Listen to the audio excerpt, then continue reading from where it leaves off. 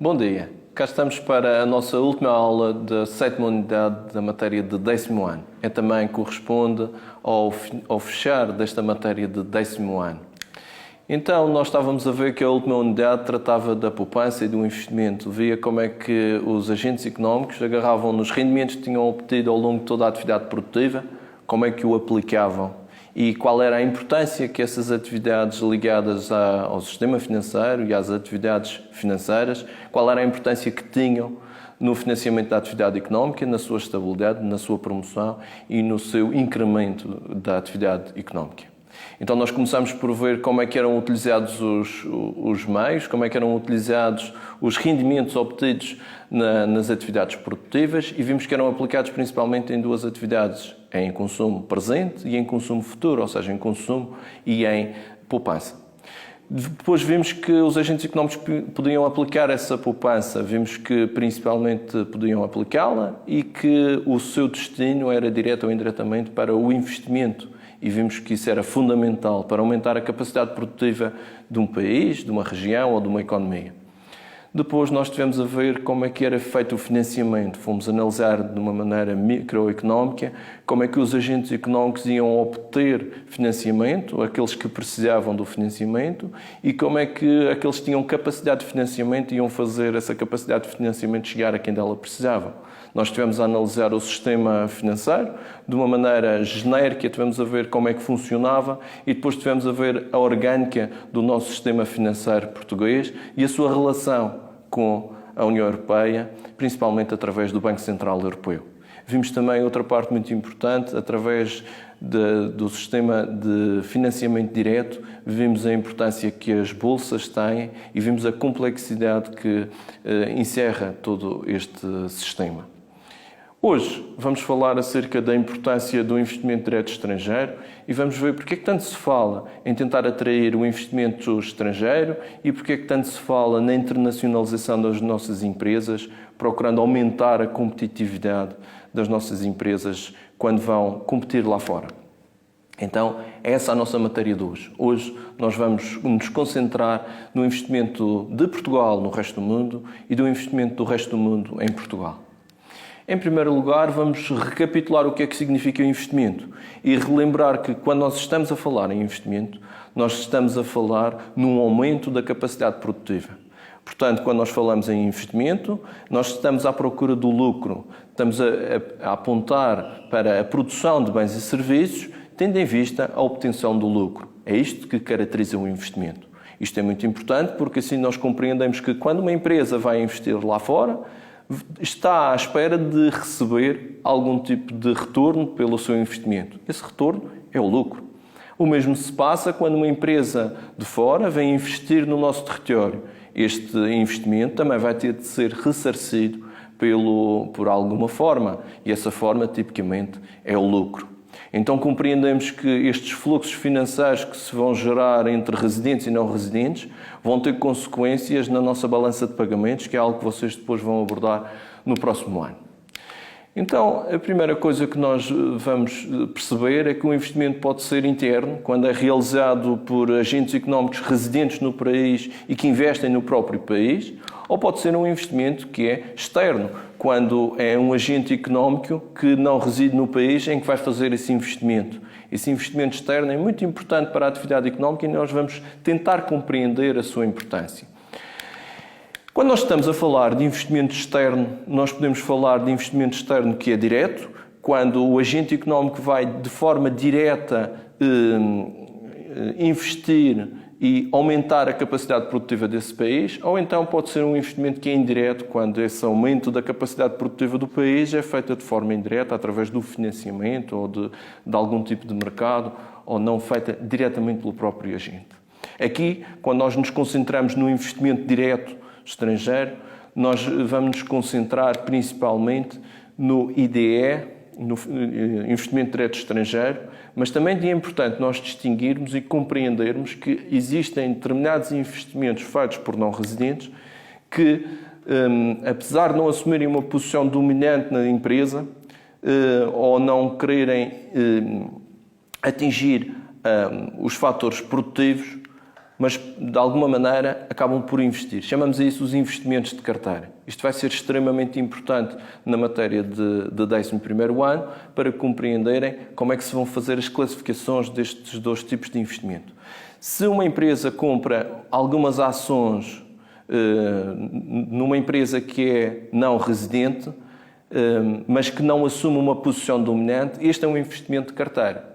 Agora, se uma empresa compra outra empresa não residente, isto já é um investimento direto estrangeiro. Estamos aqui a falar, o que distingue estes dois conceitos é o controle sobre o meio de produção. O investimento de carteira é quando não existe um controle sobre o meio de produção e o investimento direto estrangeiro é quando assume o controle sobre esse meio de produção. Vamos nos concentrar muito hoje, e especialmente no 10º ano, em relação ao investimento direto estrangeiro. E vamos ter de distinguir entre dois conceitos e vou pedir a vossa atenção para estas duas matérias porque estamos a falar de dois conceitos que se podem confundir. Mas é importante que vocês assimilem muito bem e fiquem com estes conceitos muito bem precisos acerca de investimento direto de Portugal no exterior e investimento direto do exterior em Portugal. Quando agentes económicos que residem em Portugal vão investir no exterior, então nós estamos a falar do investimento direto de Portugal no exterior. Reparem que o português aqui, quando nós usamos o conceito de agentes residentes, é porque nós não estamos a falar só de famílias ou nós estamos a falar só de empresas. Estamos a falar de agentes económicos de qualquer maneira. Nós estamos a falar de investimento direto de Portugal no exterior, não tem propriamente a ver com a dimensão. Aqui, como eu já disse anteriormente, o que importa é o controle sobre o meio de produção. Se é uma família que vai, por exemplo, construir um bar, por exemplo, vai abrir um restaurante em Madrid, este é um investimento direto de Portugal no exterior, porque está a aumentar a capacidade produtiva em Espanha e é detida por portugueses. E o inverso também é verdade. Se há um espanhol que vem a Portugal e abre uma empresa e constitui esta empresa, este investimento que essa família espanhola faz é também um investimento direto do exterior em Portugal. Mas reparem, também é um investimento direto de Portugal no exterior quando uma empresa portuguesa vai, por exemplo, fazer uma linha de montagem de papel para Itália. Pode ser, por exemplo, de um investimento feito por portugueses no exterior. Nós já vamos aprofundar esta questão dos exemplos. Então, quando há portugueses que vão fazer investimentos, por exemplo, na América do Sul, na Ásia, na América do Norte, em África, na Austrália, seja lá onde for, todos os investimentos que saem de Portugal e que são realizados noutros países, nós estamos a falar de investimento direto de Portugal no exterior. Reparem que este fluxo de saída do investimento de Portugal com direção a qualquer outro país vai implicar este primeiro fluxo de saída. Mas quero que vocês fiquem já com a ideia e com a noção que quando há um fluxo de saída de investimento, quando há um fluxo de saída de capital, no futuro haverá obrigatoriamente um retorno de alguma espécie. E o retorno esperado é o lucro e a repatriação, eventualmente, do capital. Quando as famílias, quando as empresas fazem investimento no exterior, estão à espera de ser ressarcidas, de ser compensadas por esse esforço.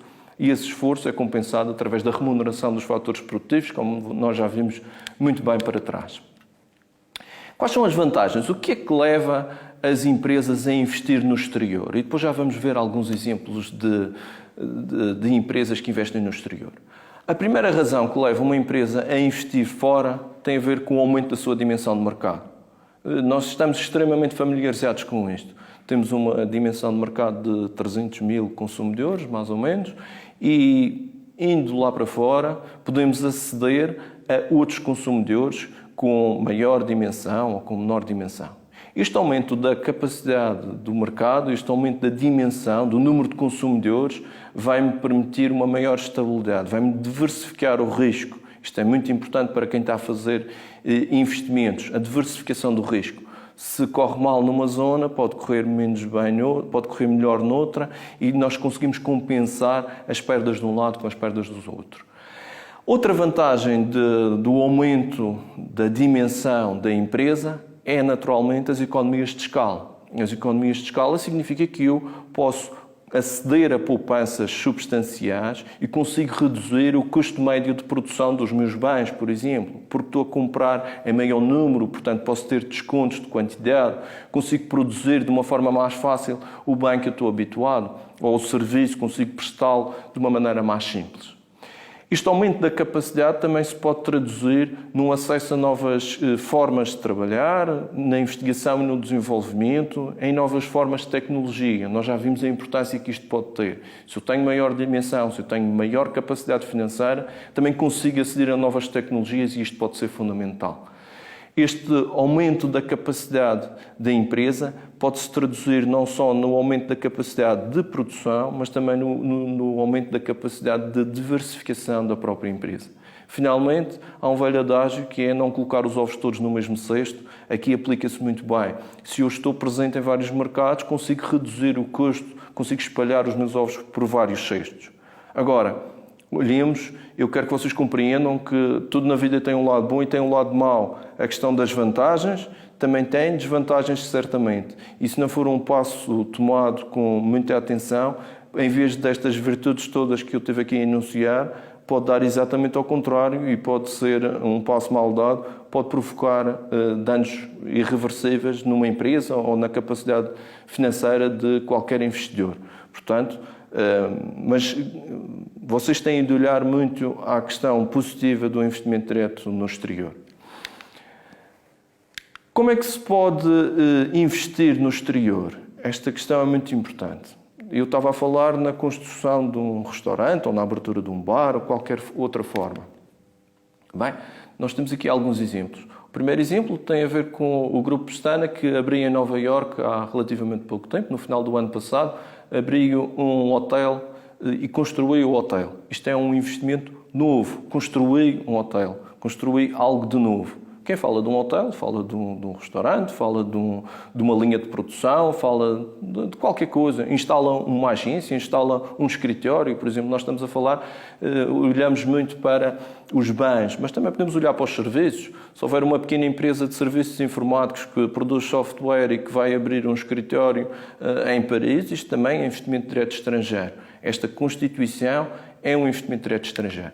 Mas é também um investimento direto estrangeiro quando alguém compra outra empresa. Se eu comprar uma empresa na sua totalidade ou assumir uma posição dominante de uma empresa no exterior, também é um investimento direto estrangeiro. Eu não preciso de construir do princípio. Eu posso ir e comprar alguém que já está a trabalhar no mercado, que já tem o know-how, já tem os meios de produção, já tem os fornecedores, já tem os clientes instalados e posso fazer esse investimento. Isso também é um investimento direto de Portugal no exterior. Temos aqui o exemplo da EDP, que comprou uma empresa que já estava a produzir painéis solares nos Estados Unidos. A produzir energia elétrica através de painéis solares nos Estados Unidos. Também temos, finalmente, um reforço do investimento. O investimento correu bem, estava tudo a correr normalmente, mas é natural, de vez em quando podemos querer reinvestir, ou porque é preciso, ou porque o nosso equipamento já se está a tornar obsoleto e é preciso reforçar, ou então porque queremos aumentar a nossa competitividade, é um mercado lucrativo e nós queremos estar mais envolvidos nesse mercado. Esse investimento que nós realizamos no exterior, esse reforço de capital que nós vamos fazer, também é considerado para um investimento direto estrangeiro. E compreendam que ter bem presente isto ajuda-nos muito a explicar os fluxos financeiros que nós temos. Neste caso, voltamos a ter um exemplo do Grupo Pestana, que fez uma remodelação num hotel que não é em Portugal. Este reforço do capital investido no exterior também contribui para um investimento direto de Portugal no exterior. Mas também temos o inverso. Também temos empresas e agentes não residentes que vão investir em Portugal. Então, isso é o investimento direto do exterior em Portugal. E este investimento é muito importante e nós vamos compreender porquê e vamos compreender porque é que tanto interessa aos governos atrair este investimento exterior.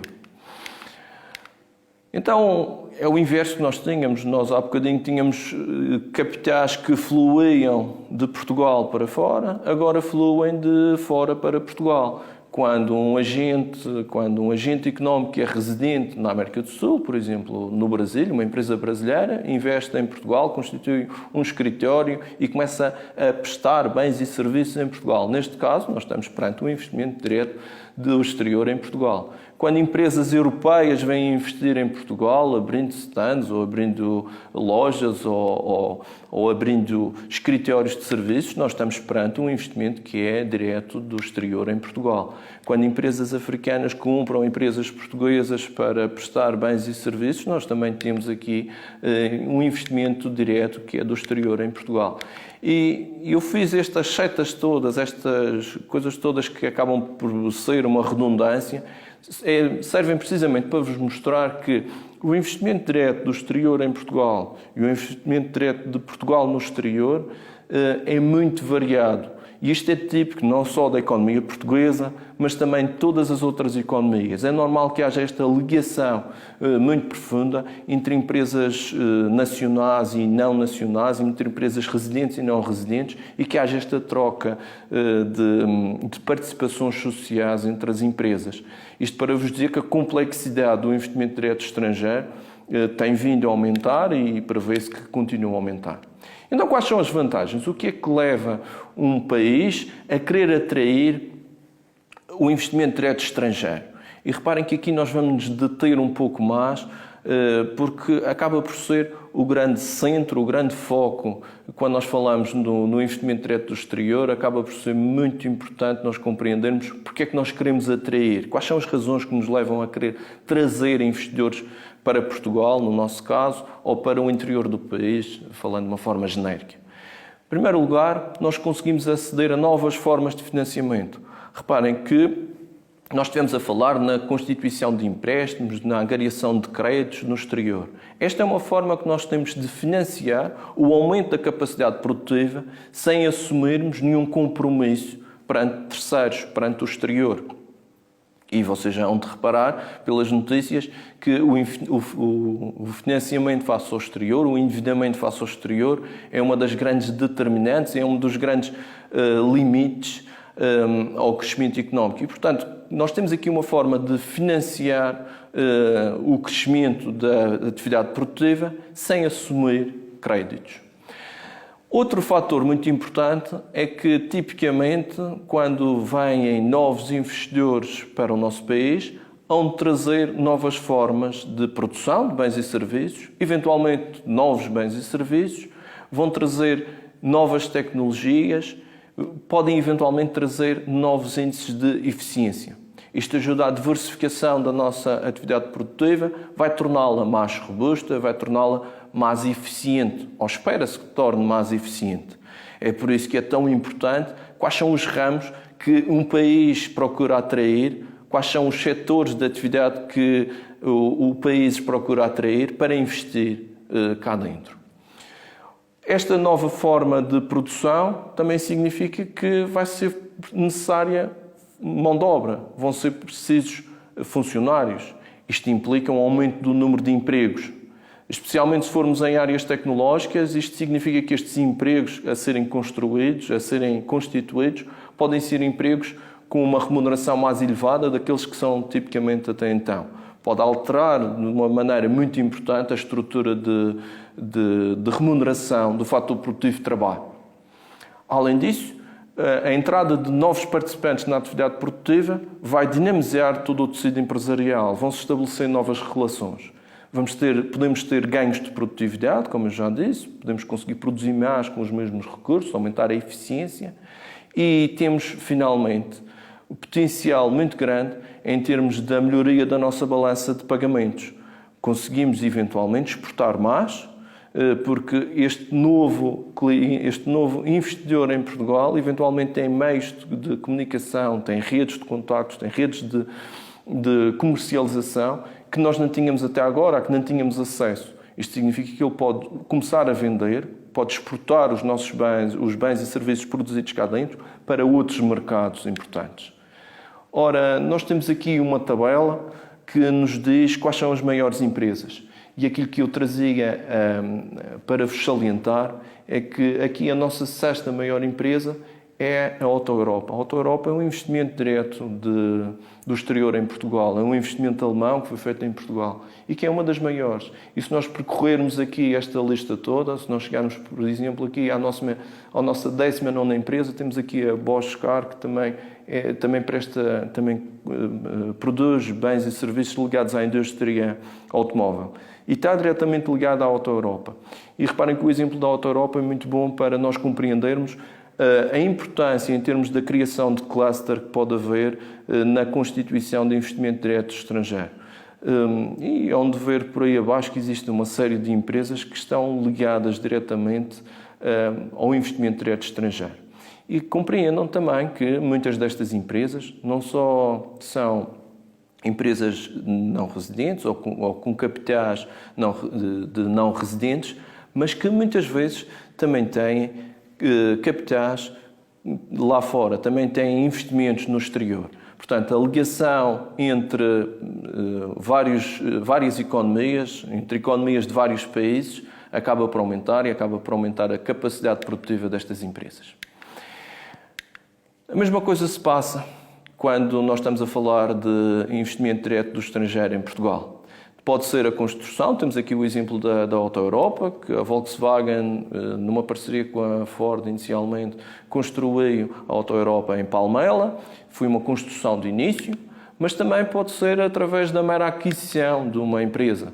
Temos aqui o exemplo do BES Investimento, que foi comprado por um banco chinês e que passou a se chamar o Haitong Bank, como nós tínhamos visto na última aula, é uma das entidades bancárias autorizadas pelo Banco de Portugal.